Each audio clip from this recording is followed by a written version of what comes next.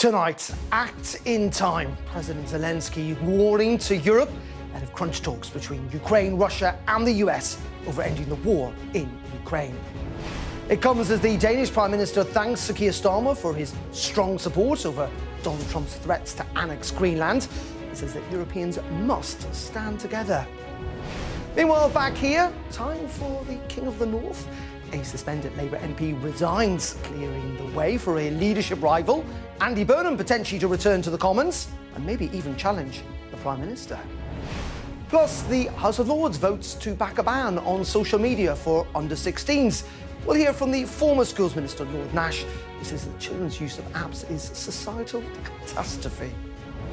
And the old Chinese curse, may you live in interesting times. Well, no time is more interesting than the present. We'll reflect on the impact of the most consequential and disruptive US president in modern history. All that and more with the ever-disruptive John Nicholson and Penny Mordaunt, who'll be with us for the next hour. It's Thursday. I'm Darren McCaffrey, live from Westminster, and this is the Politics Hub.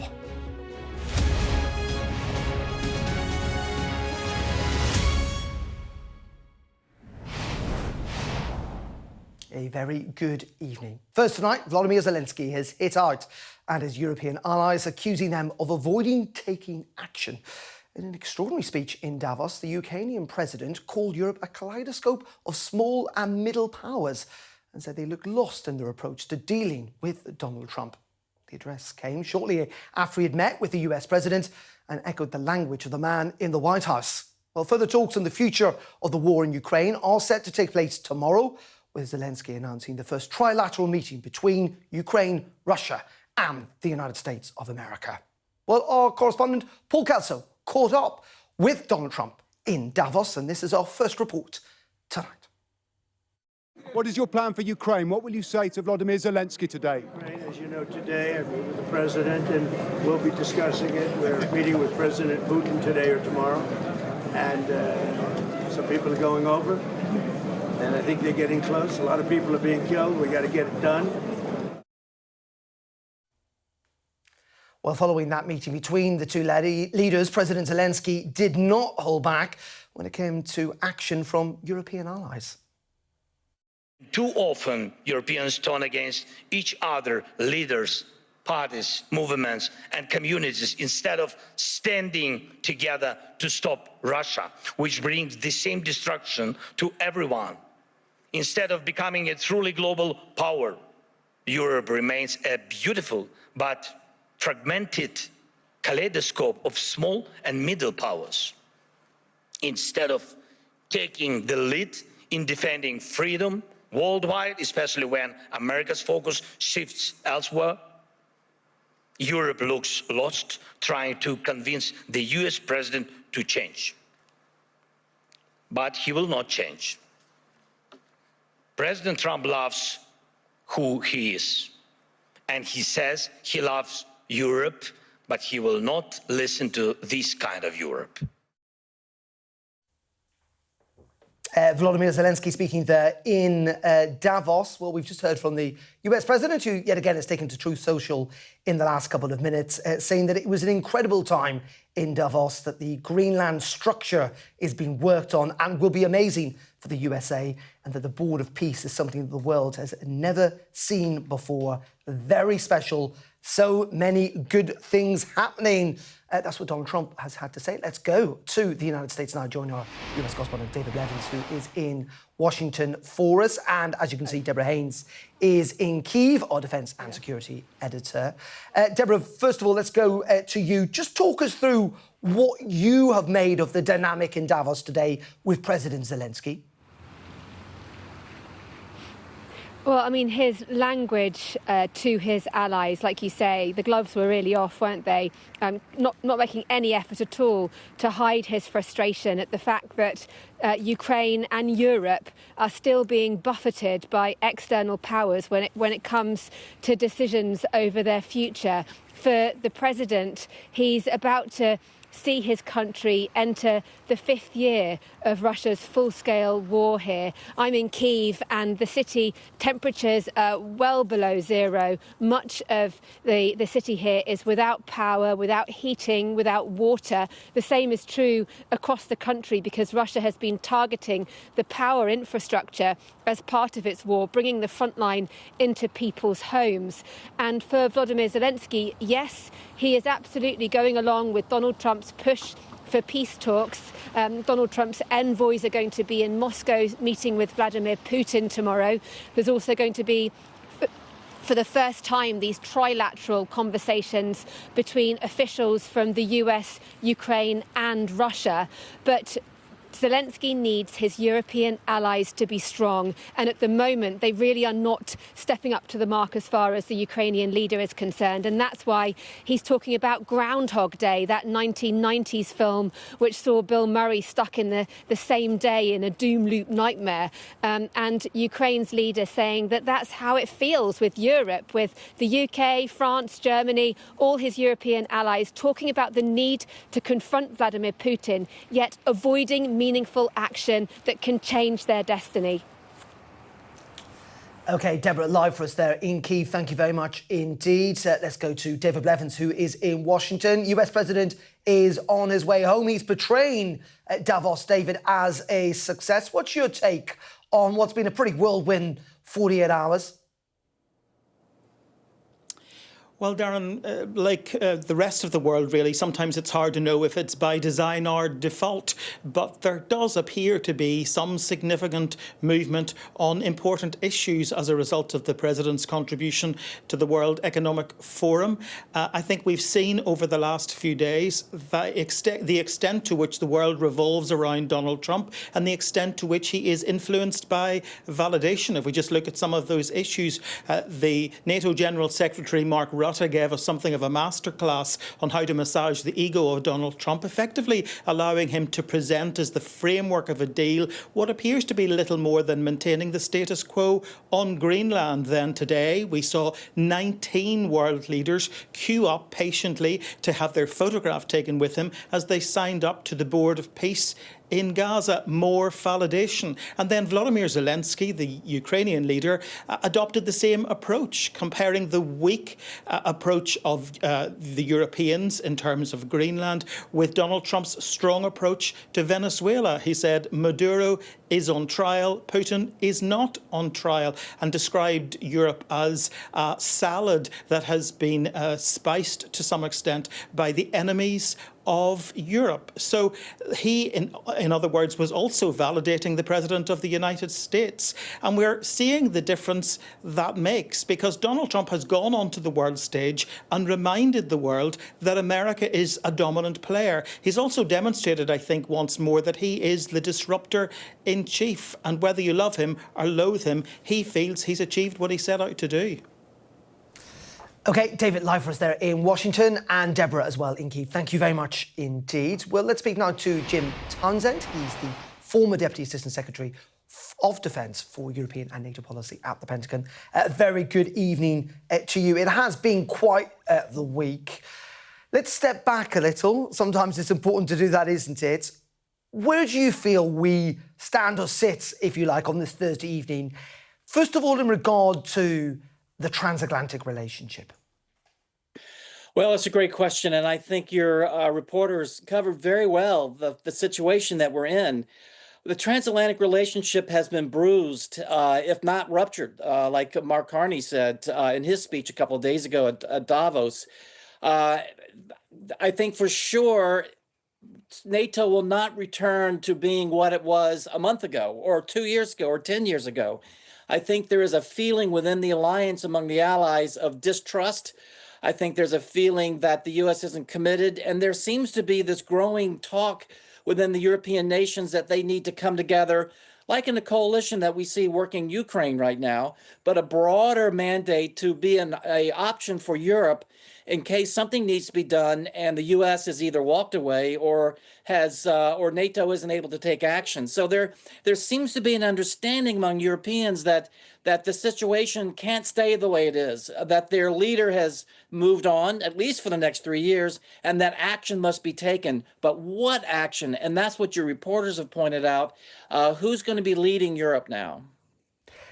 Jim, could you make an argument, though, that actually we've already been on this path for a while? We know that President Obama, for example, wanted to focus much more on the Pacific, away from Europe, if you like. The US has been pivoting for some time away from the transatlantic relationship. And let's be honest about this. Donald Trump has got a bit of an argument. He says that Europe does need to step up a bit more when it comes to its own defence. Maybe this, what I'm trying to say is, maybe this isn't necessarily a bad thing all in all, when you get rid of lots of the rhetoric. Well, that's right. And I think that's certainly something you hear in Washington, and you hear that in European capitals, too. I think there's a recognition that things that could become hollowed out, that Europe did need to step up. But I guess the situation is this. There needs to be a lead within Europe in terms of stepping up. What does that mean? Is it in the defense world? Is it in the tech world? You've got the Draghi report that's come out talking about the European Union. Nations in Europe that are in NATO are definitely spending more on defense, and there are war plans that the alliance has agreed to. So there is work being done to improve defense. The European nations getting stronger, worried about the defense industry, making sure the defense industry in Europe can handle the demand. So there is a lot being done, but there seems to be a critical mass of power and a lack of leadership to figure out how can we get stronger and who's going to lead this if it's just Europe and if the U.S. isn't involved. Who's going to be the leader in Europe? Yeah, indeed, that is a big question. But it also poses the question about how does Europe still deal with President Trump? I mean, he's going to be in office for the next 3 years. What have you made of the different approaches? We've seen Emmanuel Macron, who's not going to be around in 3 years as the French president, taking a pretty hard line. Keir Starmer, while being critical, not necessarily being as forceful. We're seeing different approach from different European leaders. What do you think has worked best, or what approach should they take going forward? Well, I think there is a frustration and no longer the patience among a lot of European nations to do the approach of appeasing him, of currying favor, calling him daddy, that kind of thing. I think the allies are done with that. But at the same time, the allies are dependent still on the United States for defense, technology, all kinds of things where Europe lags behind. Europe's working on that. Europe is trying to get stronger. And until they can break this dependency on the United States, they're going to have a relationship with the U.S. and with Trump where they bring him along. They don't go in there and reject him, piss him off, push him around, being in a weakened state. They're going to have to get along. And I think probably what Mark Rutte did was a good example of trying to tread a very balanced approach, where there was some reminders by Mark Rutte where Trump was wrong, but he also was in there saying good things about him. So that wasn't a balanced approach, and it seemed to work. It is interesting that, isn't it? It does seem that the NATO Secretary General, Mark Rutte, kind of is now the Donald Trump whisperer, if you like. He's clearly someone that Donald Trump continually speaks warmly about, and he's been pretty pivotal this week. Well, you're right. I think Mark Rutte he's come up with a working formula. That doesn't mean it's going to work forever. Macron thought he had a working formula too. He was the Trump whisperer at one time, and that doesn't work anymore. So I think for now, Mark Rutte has got the ear of the president, and he's helped the president. He helped him get out of this problem with Greenland. We're going to have to learn more details about just how great a program this is that they've set up, but he has been helpful to the president, and I think he's been helpful in terms of dealing with Europe and dealing with even Ukraine and the security guarantee. He's been a positive factor in the Oval Office, and that's been helpful. OK, and just two final questions, picking up on the two issues that you have flagged there. First of all, let's deal with Greenland. As you say, we don't quite know where this is going to lead to. What's your kind of gut instinct about all of this? Do you think there is going to be a deal? Or do you think Donald Trump is still going to hold on to this idea that he wants to own Greenland? Well, I think for now there's a deal. I think with Donald Trump, he will never take anything off the table. At least if he says he is, I'm not sure I necessarily believe him. He'll always keep that in his back pocket. But I think there is a deal. I think we haven't heard probably the most important aspects of it. I think what we have heard is, as your reporter said in Washington, it's a bit of new wine in an old bottle. And it's something where, well, actually, it's the opposite. It's old wine in a new bottle, in the sense that a lot of what Trump said that we got, we already had.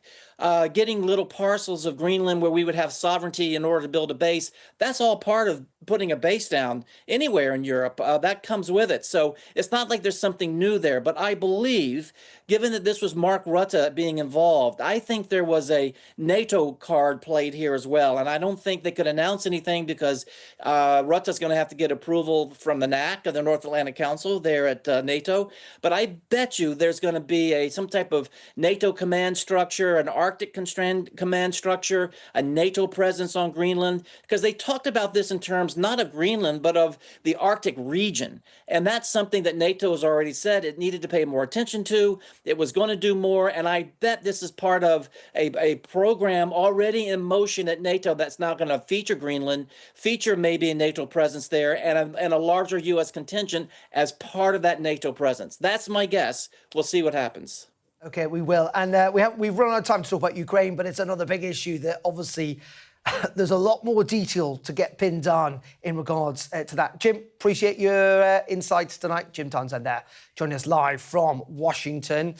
Well, let's bring in our duo for this evening. Delighted to say we're joined by the former SNP MP, John Nicholson, and the former leader of the House of Commons, and indeed Defence Secretary, Dame Penny Wharton. Very good evening. Hello. Both. It's been quite the week, hasn't it? Penny, what's your sense of where we're at today? I mean, things seem to have kind of settled down and de-escalated quite a bit from where they were just 24 hours ago. Well, we're getting used to this, aren't we? I mean, we're in a better situation than we were on Monday.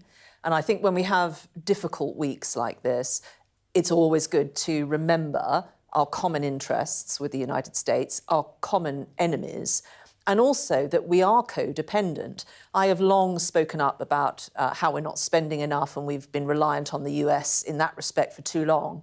But it's not the case that the United States doesn't get anything from this relationship. It couldn't do some of the things it does in the Gulf and elsewhere without European bases here in the UK, in Germany and Italy in particular. So this relationship is important. I'm glad that as your previous guest said, that we are likely to see NATO doing more in Greenland and the High North. That is a good thing. So I think the president will, I think, be reassured by some of the things that he's heard. But really, if you don't want the president to behave like this, then Europe has to get on the front foot on these issues, and it has to honour the new NATO floor in spending commitments that people have said they will do, and they aren't doing it. John, Penny raises a really interesting point there. Whether we like it or not, we are very dependent on the United States. I mean, it's been a military alliance, that's been particularly acute over the last 70, 80 years or so, and that's not going to change during this presidency. And so we have to make it work, don't we? If we can, but it's tough. The problem with Trump is the combination of arrogance and petulance, absolutely no knowledge of history, extraordinary ignorance. I mean, today he said that the troops, the non-American troops in NATO, hid from the front line in Afghanistan. Well, try telling that to the 1,000 parents of British and other troops who died in Afghanistan. It's a point that Denmark, for example, has made. Proportionally, they lost as many troops. More per capita than any other nation. Precisely, and the UK lost the second most in terms of total numbers. I think we've heard two extraordinary speeches in the last 24 hours, one from Mark Carney, the Canadian Prime Minister, and the other from the President of Ukraine today. And what they were both giving us, really, was a wake-up call, saying that the world order is changing and Europe has got to wake up. We've got to be more assertive, less Groundhog Day, as President Zelenskyy said, in defending Europe's borders. And Mr. Carney's making it clear they just can't trust this particular American administration. Trump always adapts to the very last thing that he heard. I mean, today he retweeted something absolutely extraordinary from a far-right activist saying that Russia and China weren't the enemy, that NATO was the enemy. This is the leader of the free world saying that NATO, the transatlantic alliance that has kept us safe for decades, is the enemy. And Penny, on that point, I think it's difficult to argue that Donald Trump is a reliable partner in the sense of what we judge to be reliable partners. Isn't this a moment, and you can look back at Brexit, where in the end, we have to pick sides a little bit, and actually we should kind of wed ourselves a bit more to Europe? I don't think we have to make that choice, but it is in our interests that we are able, when we have to act on our own, and that might mean not just in our own local neighbourhood, but actually having the capabilities in certain parts of the world that we can do particular missions without having to rely on the US. So just simply protecting some of our shipping lanes in certain parts of the world, important parts of the world, we're very, very reliant on the US for particular capabilities. But we are fundamentally geographically a European country. Well, we are. And at the moment, our greatest 70% of everything that your viewers will have eaten and touched today has come to this nation by sea. So our interests are still global, and that's not to say that we're harking back to the days of the British Empire. That's just fact. A modern economy, you've got to have energy security, you've got to have data security. So it's not just about our coastal waters and our closest neighbourhood.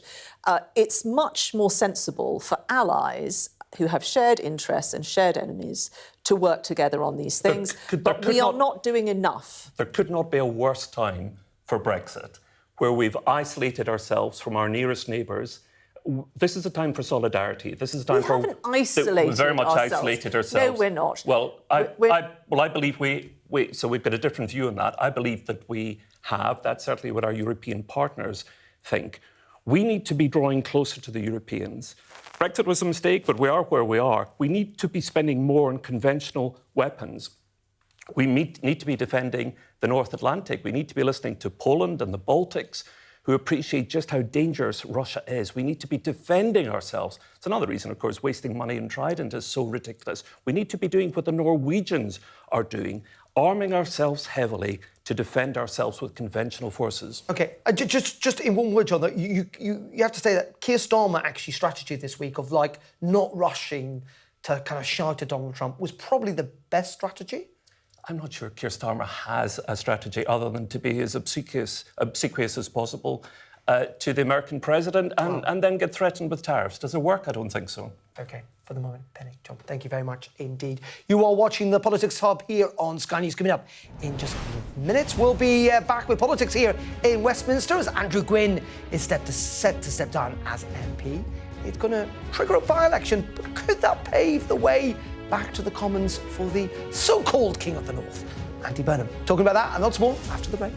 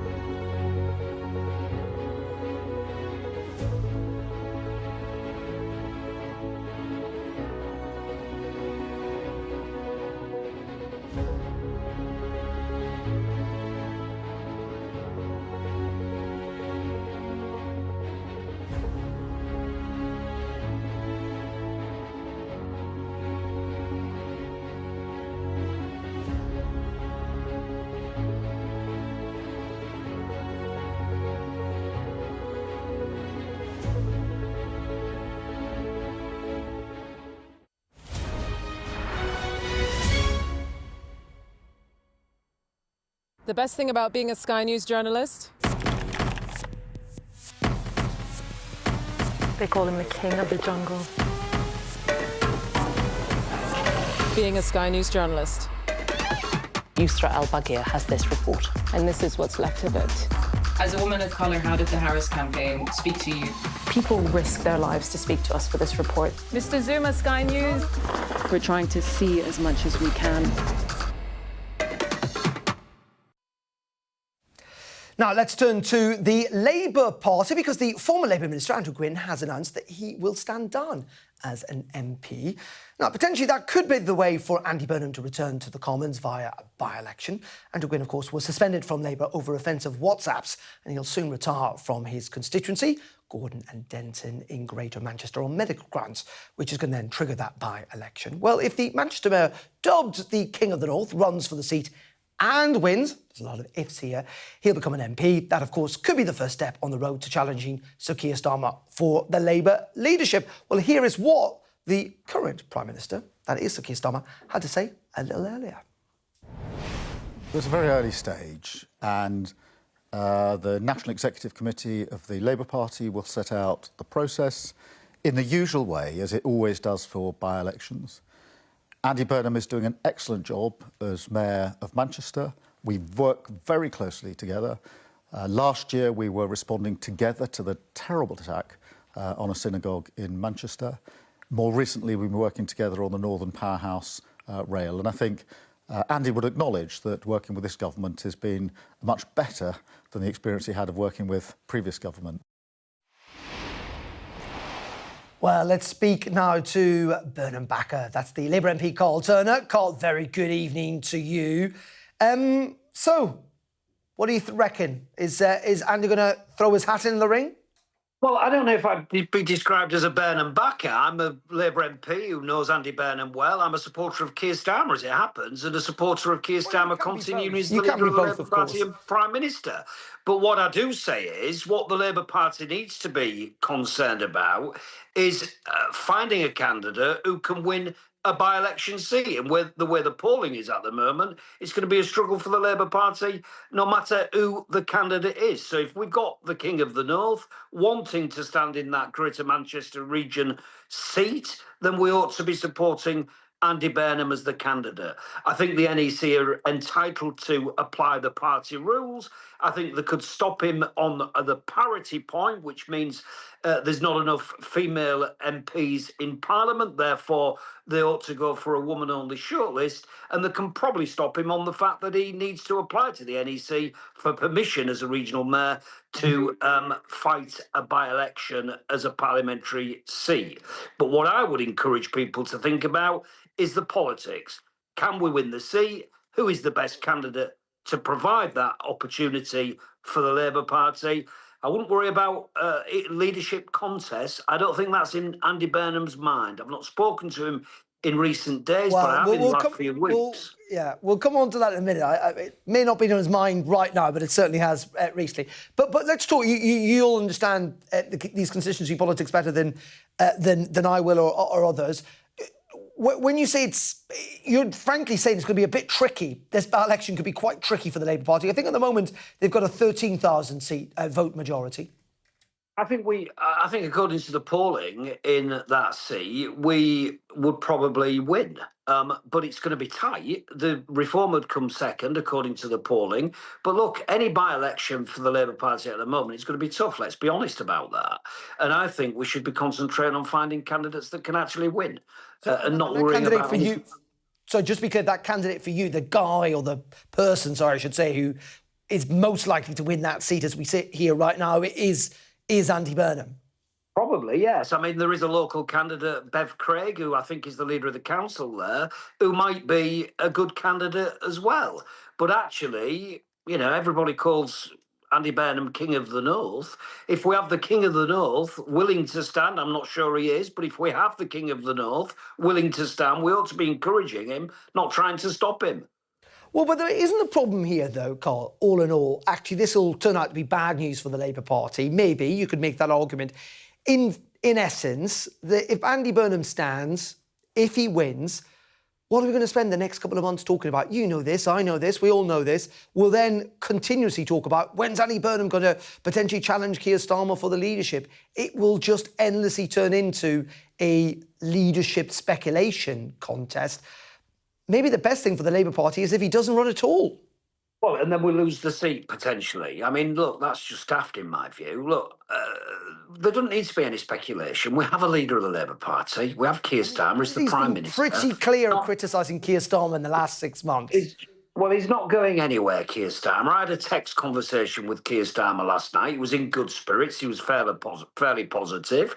I don't think Keir's going anywhere. And all the time Keir wants to be the leader of the Labour Party, I'll be supporting Keir Starmer, frankly. I think we ought to learn from the lessons from the previous Tory government, which Penny, one of your guests this evening, was very much part of. They were at all the infighting and its leadership contests and so on. We ought to be backing the Prime Minister. Look, let's be honest, the polls are very difficult for us at the moment. We need to improve. We need to get our act together. What we need to do, actually, in the Labour Party is stop marching Labour MPs up hills and then back down again. What we need to do is positive policy. We need to do what we've said we're going to do in the manifesto, get on and govern, and stop worrying about who can stand against whoever in a potential leadership contest, which hasn't happened. It's the figment of the imagination of the boys in a back room in number 10 Downing Street, huddled around photocopying machines. They should be getting on with delivering the manifesto and delivering for this Prime Minister, and frankly, being more supportive of the Prime Minister than I think they have been up to now. OK, well, we'll not name names, but I think you might be talking about the Prime Minister's Chief of Staff there. But we'll talk about that another time, Carl. I think fair enough. Prime Minister's Chief of Staff from Adam. If I met him in Portcullis House, I wouldn't recognise the guy and he wouldn't know me. But what I'm talking about is, in my view, some leaks have not been from members of Parliament. They've come from other people. And I'm afraid to tell you, members of Parliament are fairly brassed off about leaks that actually cause damage to the party and don't support the PM. I was on with the PM last night. He knows I support him. He was fairly positive and in good spirits, and we all ought to be backing the Prime Minister. He's got a terribly difficult job on his plate at the moment. He's dealing with domestic issues and international issues, which would test any Prime Minister of any political persuasion, frankly, and we should all be behind the Prime Minister, not worrying about who might stand and who might not stand. Get on with the job, stop messing about, and support the leader of the Labour Party, who happens to be our PM. Just very finally, Carl, just to push on that point a bit, you still think there needs to be changes inside number 10, given, as you say, lots of MPs are pretty brassed off at the moment? Listen, I've made it clear to the Prime Minister. I had a meeting with him in his study in Downing Street not so many weeks ago, and I said, look, PLP are not happy. I've known Keir Starmer long enough to be able to talk candidly to him. I said, we're not happy. We're sick to death of being pushed around. We're sick to death of threats. We're sick to death of leakings. Please, for goodness sake, stop this nonsense now. Get on with being Prime Minister, and we all support you and back you. Keir Starmer and I had a very nice conversation. We enjoyed a couple of glasses of wine, I have to tell you, and his missus came in for a short period. OK. Colt, we appreciate your time tonight. Certainly know where you stand and sit this evening. Really appreciate it. Colt Turner there, live for us in Hull. All the best. Well, let's get more on this. As you can see, John and Penny are with us, as is Rob Powell. Well, there you go, Rob. I mean, there's no holding back there, was there? First of all, let's talk about Andy Burnham's potential kind of running the seat. I mean, there's quite a lot of obstacles, not least of all whether he wants to do it or not. Yeah. But it's not an easy path. Yeah, that's the first one. Does he want to do it? The biggest one, though, might be the NEC, the National Executive Committee of the Labour Party. It will have to go through that body if he decides that he wants to run.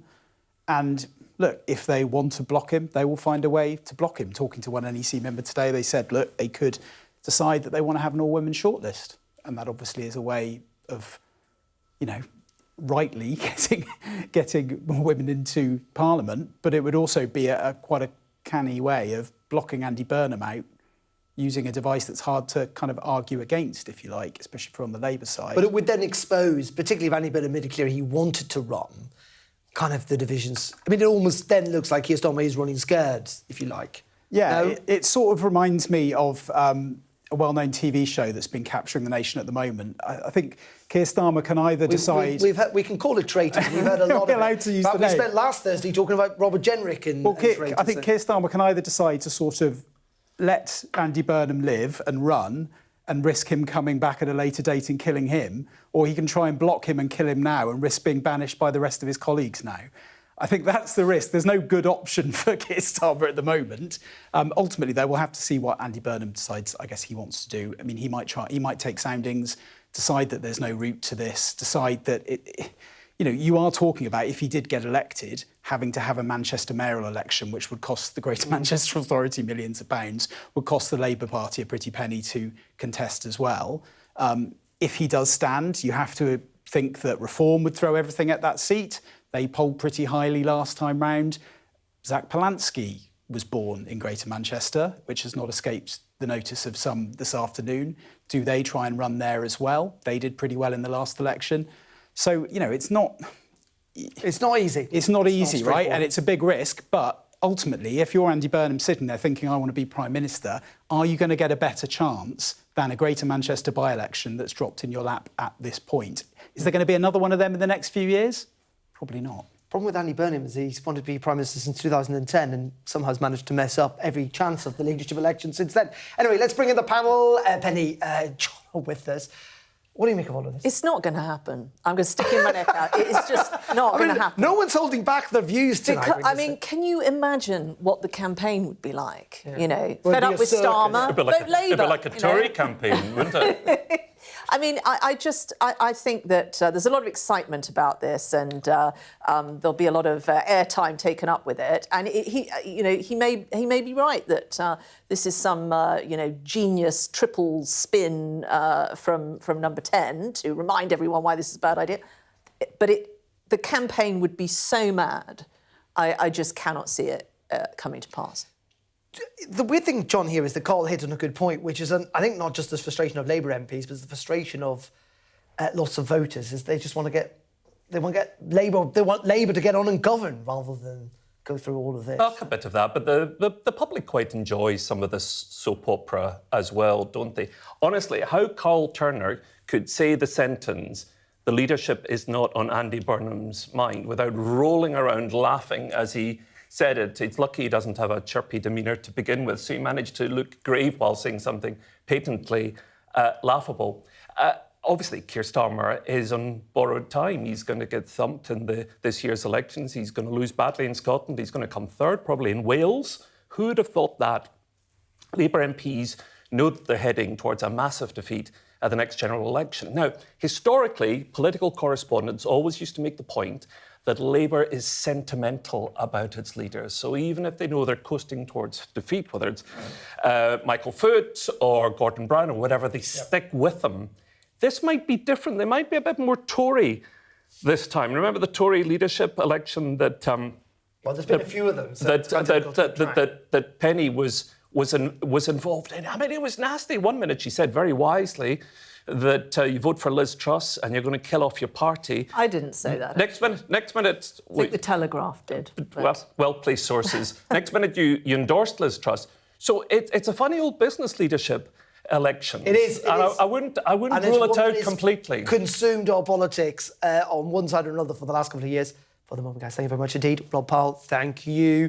You're watching The Politics Hub. Coming up next, the House of Lords has backed banning social media for under-16s. I'll be speaking to the former Schools Minister, Lord Nash, who's supporting the move next.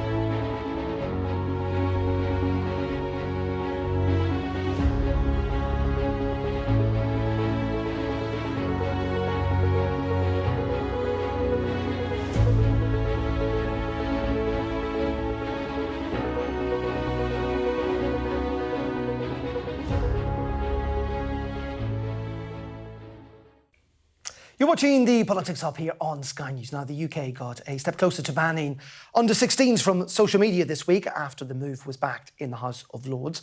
Members supported an amendment to the Children's Wellbeing and Schools Bill, which could see teens barred from the sites. Well, let's speak to the former Schools Minister, Lord Nash, who tabled that amendment in the Lords. A very good evening to you, Lord Nash. Just first of all, why did you do this? Because we're facing a societal emergency caused by the fact that so many of our teenagers are sadly addicted to social media. Many of them are spending 5, 6, 7 hours a day on them. They're going to sleep in the small hours. There's been a 500% increase in teenage referrals to mental health in the last 10 years, a 7 times increase in girls going to hospital with eating disorders, a massive increase in ADHD, self-harm, anxiety and depression. Teachers want it. Both teachers and unions, NEU and NASWAT, are supporting it. The police, counter-terrorism want it. And the polling of all different sections of society is overwhelmingly in favour. And it's time we did something about it. We're conducting this experiment on our teenagers' brains, and we know that the 13, 14, 15-year-old years for our teenagers are when they're particularly susceptible to influence and have a very high risk profile. And we just want to give them a few more years to mature before they confront all the issues that they will do on social media. I mean, the problem is, Lord Nash, I would also suggest to you, it's not just young people who spend 5 or 6 hours on social media every day. Increasingly, it's all of us, including the older generations too. Just in terms of the legislation itself, I mean, is this essentially based around what's happened in Australia? Is that what you would like to see here? Yes. Okay, exactly. And just explain to viewers then what that actually practically means, if you like. Well, my amendment means that the age limit would go up to 16. It's currently 13, but there is no effective age verification at 13. And my amendment would make sure we had highly effective age assurance, as a technical term, at 16, as they are putting in place very effectively, and the social media companies have told me how that they do it, and it's working. They're doing that in Australia. And there's a bit of a myth about kids getting round the age verification because there has been no effective age verification. So, of course, they've got round it. So, firstly, it would raise the limit. It would put in place highly effective age verification. It would draw a line in the sand for parents. We'd have 12 months to execute it. And I've also proposed that the Chief Medical Officer comes up with advice to parents and carers on use of social media for children of different ages, and therefore you could say that's the start of a public awareness campaign. What about the argument that's made, and it's not without merit, that in the end, there's always ways around this stuff, and kids are pretty tech-savvy these days. We have got age verification when it comes to pornography now here in the UK. Maybe it's not a surprise that lots of websites have seen their usership fall, but you know what's also happened? Lots of VPNs and their subscriber numbers have gone up. Essentially, lots of kids will just get around this, and they may well end up in worse places. Well, on VPNs, actually the stats don't necessarily show that it's children are doing this, but of course they may try and use VPNs to get around this, to get around gambling, to get around pornography, and that is why my amendment to raise the age limit for VPNs to 18 was put forward, and that was passed again quite substantially in the House of Lords last night. And we've got to look at the overall good here. We know that the vast majority of teenagers are being exposed to some dreadful stuff on the internet and on social media. And I think this idea... I don't think anyone would disagree that it's more the practice, because I remember when Australia introduced this, they had to draw up a list of what they regarded as social media websites. Yes. And unsurprisingly, the websites there, or the apps that weren't included in that list, their subscriber numbers, their download levels went through the roof the next day. As in, the legislation is always going to be somewhere behind technology, frankly, and people's ability to use it. It is, but that's not a reason for having it. And in fact, Australia have now added a number of apps to that list, and that's what we should do. We should keep a watch on it. We're always going to be playing catch up, but the alternative, which is proposed by some people, is that we should beef up the Online Safety Act and the Ofcom procedures, but frankly that hasn't worked, and we're always going to play catch up. We've got the some of the best brains in the world in Silicon Valley competing with Ofcom, which is thoroughly under-resourced, we're always going to lose that battle. And the kids are going to see these dreadful things. We're not going to get all this stuff down fast enough. A lot of it's being created every minute. There are 70 million child sexual abuse images floating around the internet. There are beheadings. There are rape videos on social media. The kids are going to see this. We just need to make sure that they don't see it until they're 16 rather than at 13. OK. Lord Nash, we appreciate your time tonight. Thank you very much indeed for joining us. Let's get more of this with John and Penny, who are in the studio. John, what do you think of this proposed ban? Well, I sat in the Online Safety Bill Committee that considered this. We all know there's a problem. We know the amount of violence and sexual content that children watch. We wonder, and I think it's a good question, to the extent to which it desensitizes children to violence, for example. There's evidence that violence amongst very young people is increasing. But I don't think the Australian model has worked. TikTok is filled with videos of kids showing how they're bypassing the laws in Australia. So I don't think that's a good model. The Youth Parliament has had a select committee considering this and has come up with some very sensible proposals. And they make the very obvious point that the real problem is the unsafe platform design and the way that algorithms work. That's the other big problem, driving content at children. And the Online Safety Bill Committee, we considered this, but one of the problems was, unfortunately, politicians, especially right-wing politicians, are quite keen on going for attention-grabbing headlines that will attract the Daily Mail. They're not necessarily solutions that will work. I'd like this to work, but I don't think it will. I think that's very unfair, and I think Kemi Badenoch's motivation for backing a ban is that she's a mother. And she sees what this is doing to kids. You had a big long list there of all sorts of the great and good who say this should come to pass and this is very damaging. The most compelling evidence I saw was actually the evidence from children themselves, who said that if they could wave a magic wand and everyone was off this, they would not want to be on these platforms. And you're right that there are things will adapt. There'll be other platforms. There'll be other things we have to consider in the future.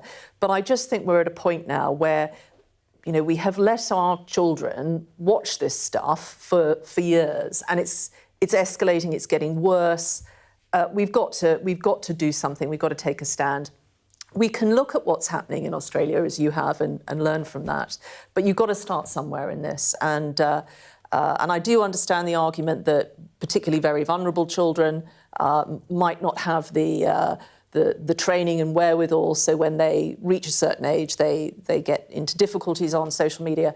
But that can be addressed as well. I just think this is a moment where we have to recognise what is happening to our children. OK, John Penny, for the moment on that, thank you very much indeed. OK, you're watching the Politics Hub. Coming up after the break, or last break of the show, well, as they say, the news never sleeps. But is the agenda even more furious than it used to be? We'll be reflecting on what seemed not even that long ago to be simpler times, and it does revolve around a lot. Donald Trump. We'll be talking about that after the break.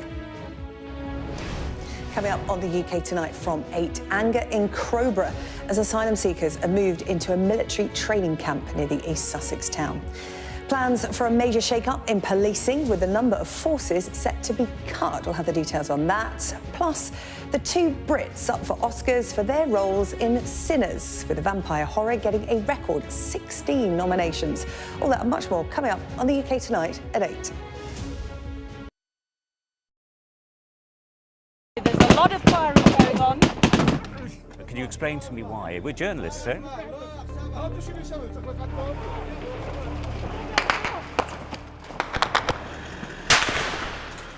Let's go. Watch, wait, right. We're going to get in. Right. Get in. We just want to ask you a few questions about your involvement with ISIS. Next step for them quite often is getting on a boat and sailing illegally over into Europe. Es un solo procesamiento, una sola sacada. Whoa. Oh my goodness. Whoa. Oh my goodness. You weren't affected? you'd be a bit of a strange person. Turn off the camera. Turn around and go away. Okay, but Listen, I told you 3 times. They saw 2 guys, 2 bad people. There's an absolutely packed dinghy. That is what it's like. Sometimes you have to put in an awful lot of hard work. It's worth doing. I suppose it is what we do. I'm Tom Cheshire, Sky's data and forensics correspondent. Sky News has been given exclusive data. Sky News has seen 72,000 posts used in this way. Elon Musk says it is, quote, a viper's nest of radical left Marxists who hate America. Sky News has found Nazi speeches and marching music have been used as background sound on tens of thousands of TikTok videos. We gather, analyse and visualise data to tell data-driven stories. I'll tell you on another day on the podcast what that was all about. Welcome to the world. Come along for the journey. It'll be fun. Russia knows our weaknesses, but do you? This is the war game. There were a number of armed security. We want to discover, to find out what's really going on. Everything you need to know about British politics in about 20 minutes. I actually don't like political drama. So, where next? Available wherever you get your podcasts. I'm Adam Parsons, Sky's Middle East correspondent. We aim to be the best and most trusted place for news.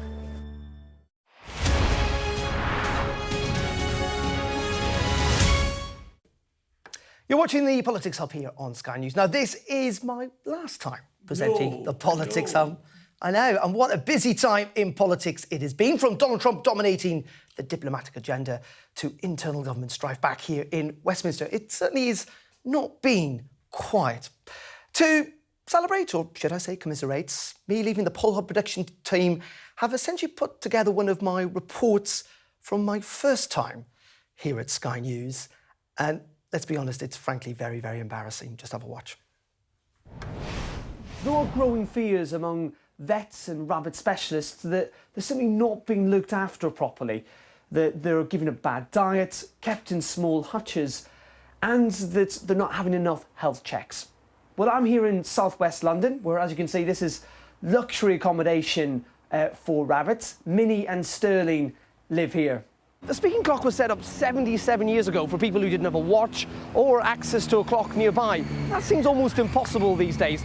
Most of us now do have a watch, even if it isn't very good, or at least others do. The time is now on our mobile phones, and even at the bottom of our TV screens. The Clacton soap opera is certainly going to be compulsive viewing, but the big question is the effect it's going to have here at Westminster. Is the defection of Douglas Caswell simply an embarrassing blip for the Conservatives, or is it the first tremor of a political earthquake? I'm being forcibly removed. We just simply wanted to have access tonight at Sky News, but unfortunately, we're told that because there are pool arrangements in place, we're not allowed to be here. This is, by the way, what we're trying to film is the campaign event where the Prime Minister is due to speak in the next couple of minutes. It's in front of Conservative activists. Now, on that breaking news, I've just stated, which is that Donald Trump is not going, apparently, to impose these tariffs now from the 1st of February. Mark, the US President's decided to seemingly de-escalate everything.